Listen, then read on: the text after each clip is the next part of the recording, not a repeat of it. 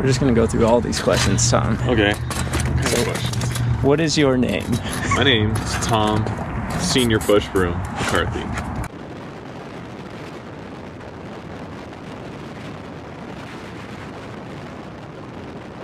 I am from Dallas, Texas. Moved to Florida. Moved to New Hampshire. So I moved here to Phoenix, Arizona from Concord, New Hampshire.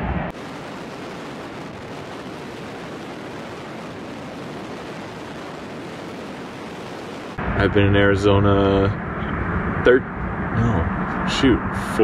15 years? What year did you move here? Good question. Senior year of high school, I was 18. 12 years, 13 years. Let's go with 13. 13 years. Yeah. All right. I don't know.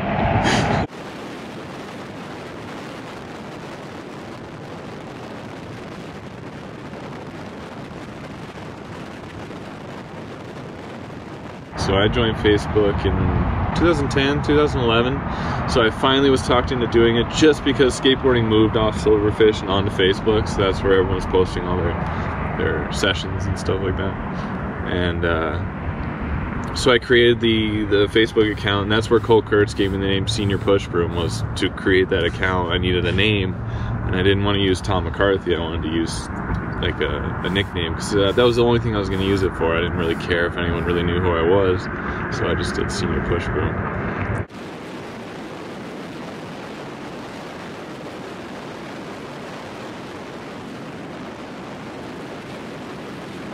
When did you start longboarding and how did you start? Like, explain that whole background. Let's see, it was May of 2007. I had my right shoulder surgery because of a mountain bike accident. So I severely dislocated my shoulder, got surgery, and during recovery I had to think of an activity that didn't use your arms, and so I couldn't mountain bike. And so I saw the video of, it's called Claremont, Sector 9, with Jacob Rizzo, Noah Sakamoto bombing down Claremont Canyon up in Northern California, and I was like, hey, they're not using their arms. Yeah, they're passing the camera, but they're just hauling ass going down this hill. I could totally do that. So with a sling on, I started bombing hills pretty much 2-3 weeks into my PT recovery of that shoulder surgery. Devin Finn was probably the one who actually introduced me to that video that I saw and decided to do downhill skateboarding, so it's kind of his fault. Yeah, dude, that's kind of how I got introduced, I guess. Just basically bombing hills on my own, no helmet, no gloves, being a kook, and then starting to meet really cool people. And that's how it started. Wow, it goes all the way across. And then for downhill, before it was just about seeing how fast I could go. Like, it was, I want to go fast down a hill, period. But yeah, part of the going fast and straight, I ended up going down the 18% grade hill at Fountain Hills within my first 2 months of skating. No helmet, no gloves, because I heard it was the world record hill. So I was like, oh, I have to go down the world record hill. That's just how I am, you know. It's like, if I find something that's like the max of something or the best of something, I gotta try it, you know. So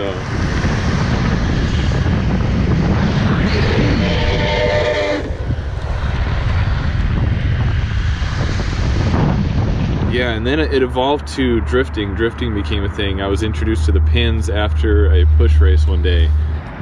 Josh Luber taught me how to do toe side drifts at the pins. The pins was like kind of your place to learn. I learned my first pendy ever at four corners around like 2008-9, because you had to stop, you know, that was part of the game. And from there, you know, I could then stop. I could then throw pendies to get down any hill. Like, so CCT, Chris McCurry and I were the first ones to ever go down CCT fully in a whole run, but we did like, you know, a bunch of pendies to get down the whole thing, but we got down it.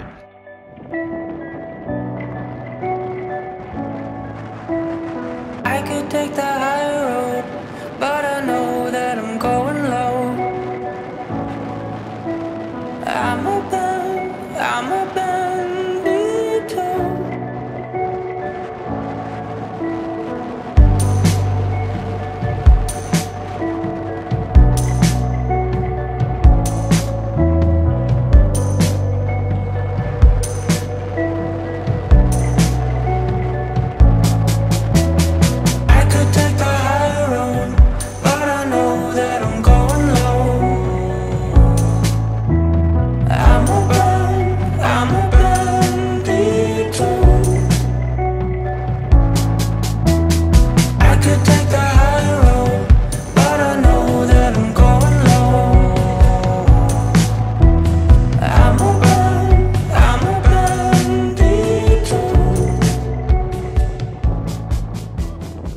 once you learn the pendy, you can pretty much go down any hill you want. It just opens up all the possibilities. That's what happened, yeah. And then pre-drifting, that was like a whole nother game, but you know, once you got that, you were in it to win it.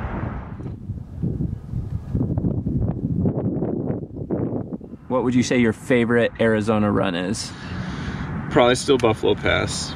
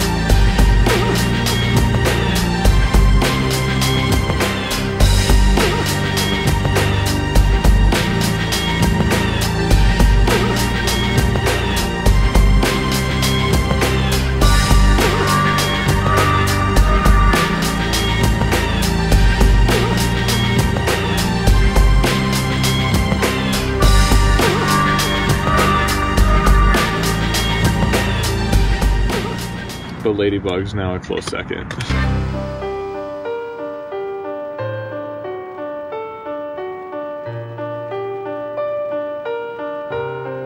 So how did that work? Like, who found that to go check it out? Me. Yeah? Yeah.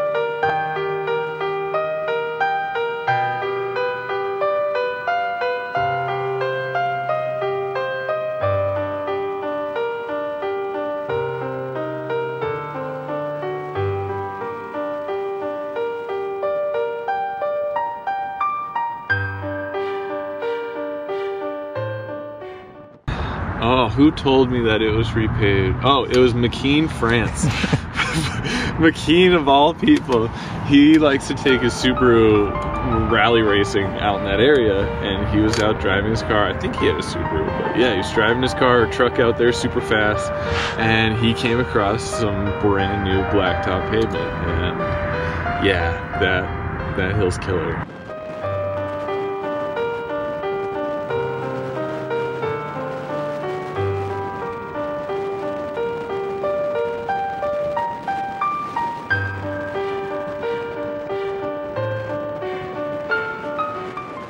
Top speed is 60 something. Average speed is 40. You're hitting 50 many times. Like, you're probably hitting 50 throughout the whole, both sections. You hit 50 probably 4 or 5 different times.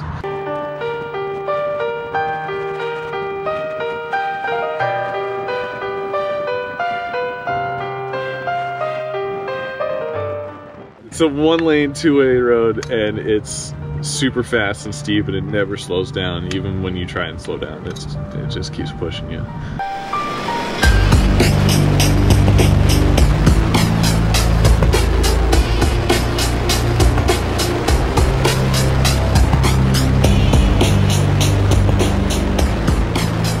So now you guys, we block off the road. Yeah. The first few sessions, though, we didn't.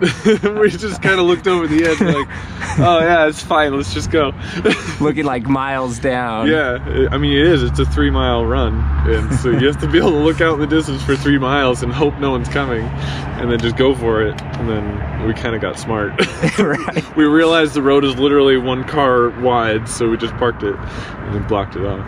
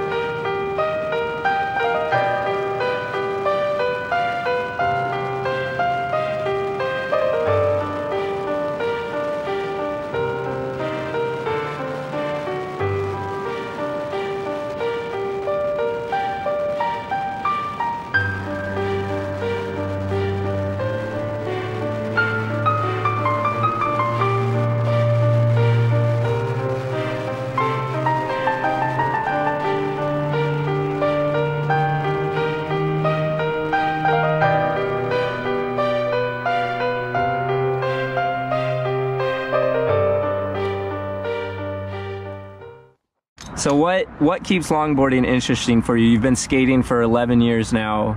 What gives you the excitement to continue to go out and skate on the daily sessions or anything like that? For downhill, before it was just about seeing how fast I could go. Like, it was, I want to go fast down a hill, period. Then it was about trying to go down the gnarliest possible hill that would scare most people away. It was like trying to discover new and unskated roads and skate roads that are like, why? Why would you do that? Like taking a race line down El Diablo, or if anyone that's gonna hit Psychobilly, you know, those types of roads where it's 30 plus grade, you know, multiple hairpins, super skinny, you know, there could be traffic at any moment, like just really sketchy, crazy stuff. And then a lot of my thrills was taking newbies out to those kind of hills and putting them in a, you know, situation that's way above their pay grade, so they're forced to learn and progress exponentially. That's kind of what happened with me, is you start going down bigger and bigger and scarier, faster hills, and because you see other people doing it and you're like, okay, he made it, so I could do it, right? I gauged where they're at and I'm like, yeah, they might be able to handle it. Sure, let's go, let's do it. So kind of going along with a little bit of what you just said, the next question, why do you personally longboard? Yeah, it's stress relief, it's meditation, it's something interesting to talk about. I've always been a thrill seeker. It's really hard for me to sit still and like do boring things. Like, I can't do that. Longboarding, it was technically like a free activity. Once you got the board, you know, you could just go and kick and go wherever you want. I mean, the fact that we would have cars and shuttles and all that was kind of like a newer thing. Back in the day, we hiked everything. We would skate to the hill, then hike runs, and then skate home, you know, because it was all free. At that point, we were broke as hell, so we would just skate, you know, that was it. Yeah, the most expensive part was just getting the board, and once you got that, you were set. I don't know. It's I just love it. I guess it's weird how you just like you turn your brain off to everything else. Any worry, any stress, anything you're afraid of isn't there anymore. It's just like it's almost like it just doesn't exist because you're just going downhill. How did you get past that fear of going down a hill, or what? Wobbing out and crashing and then doing it again. Yeah. Get that first wobs, that's what gets you, and that's the breaking point. And why does the danger or risk of skateboarding not phase you or not keep you from skateboarding? Because I mean, once you learn how to do it safely, huge air quotes around safely, it's the danger part. Really, it's not like it's a danger at that point. Unexpected things happen which are dangerous, but the activity itself does not become dangerous once you've learned the proper techniques. Learning them, you get the shit kicked out of you. But with all like extreme sports activities, the danger's always there. But I mean, why not? Like, shit, like, it's that feeling when you do it and it goes well. It's like, all right, I gotta do it again. Like, even if it goes bad, I mean, it's still worth it to do it again and it go well. Like, it's awesome. I love that, dude. The carnage.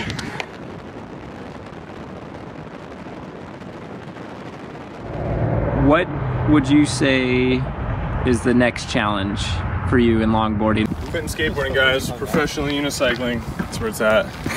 That's where all the ladies love it. Are you at a point where you're kind of, I'm washed up, man. You're washed up?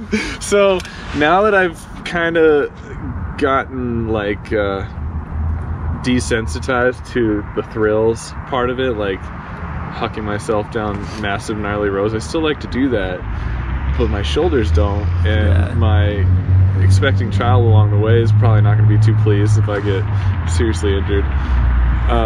So I'm starting to get old, I guess you would say, in a way. I'm 32. Right, I know you're older than me. Well, you step it up. Right. You gotta get broke off a little bit more. Right. Yeah, I used to call it, it wasn't getting broke off, it was just learning experiences. Oh, I gotta go. Yeah, I gotta go to the hospital. So are really you tough learning are you thinking about like kind of pulling back the level of extreme that you would skate before? More like due to the kid? No, I would say it's more that I want to help build the community and anyone who's interested in the sport, to give them an easy in to get to know the people involved, introduction to the hills and how to skate them, just to kind of be more of a tour guide of Phoenix and Arizona longboarding now, I guess. And being able to bring newbies into it and show them the ropes is kind of more satisfying for me now, and giving them an outlet to get their rage out, you know, because when you're downhilling, you don't think about anything else, and that's the best part.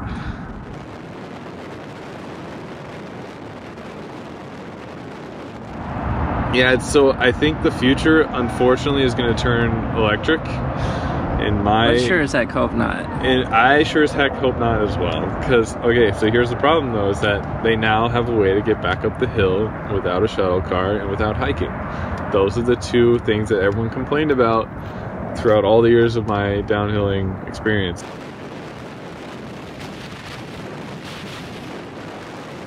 You hear a lot of people say or refer to the people they skate with as their skate family. Yeah. Would you consider them your skate family, and if so, why? Yes, I would say it's funny. You have to, when you're having conversation with skate people, you have to mention people as if they're either your skate friends or non-skate friends, because there's your core group of people you hang out most often are the people you have common activities and interests with. So that's downhill. So you get to learn and meet and all these cool people, and you're doing this activity and repeatedly over and over through time, and you become really close as a family. You become closer than just normal friends because you're put in like death-defying situations all the time, much more extreme, and you know, you tend to bond with each other through extreme experiences together. So, you know, if there's been sketchy moments where you helped a guy and you bumped him through a situation so he wouldn't get hit by a car or what have you, you know, those types of things really make you close as a family. And then, you know, you got your non-skate friends, but those are kind of few and far between. Right. Majority of my friends are people who skate. Okay, we're just gonna go skate for a while, Mr. Deer. So long now. Okay, see you guys at the bottom.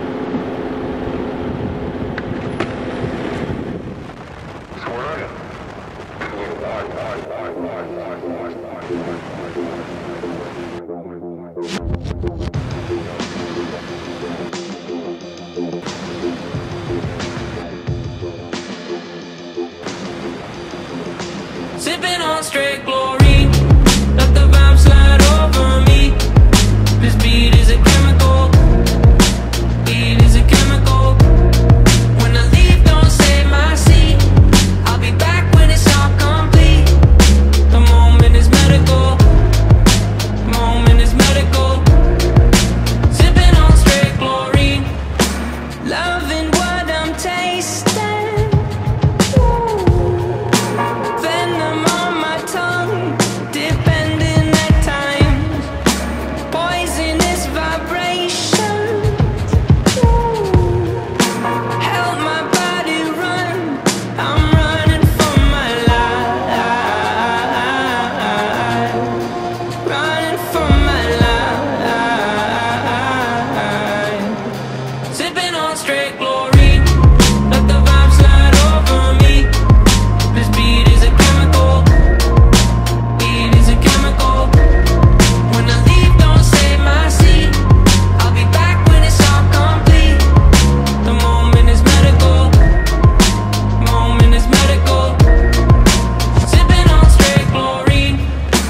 Fall out of formation.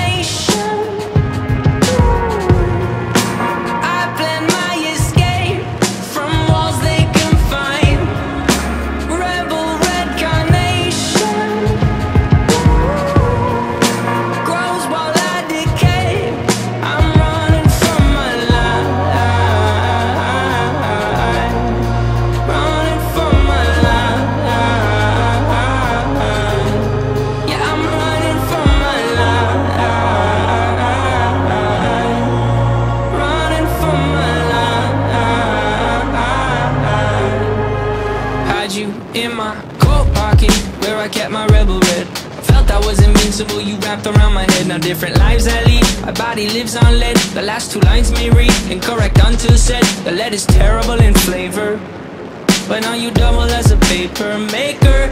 I despise you sometimes, I love to hate the fight, and you in my life is like sipping on straight glory. Let the vibe slide over me. This beat is a chemical. Beat is a chemical. When I leave, don't save my seat. I'll be back when it's all complete. The moment is medical. Moment is medical. Sipping on straight glory.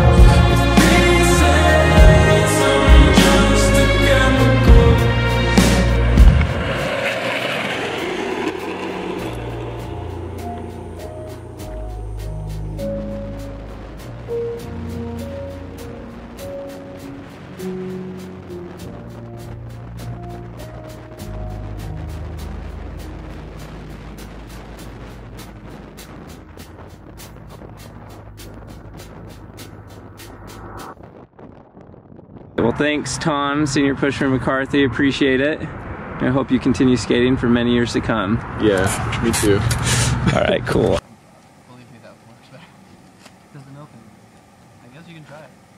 That first drift was like, ah!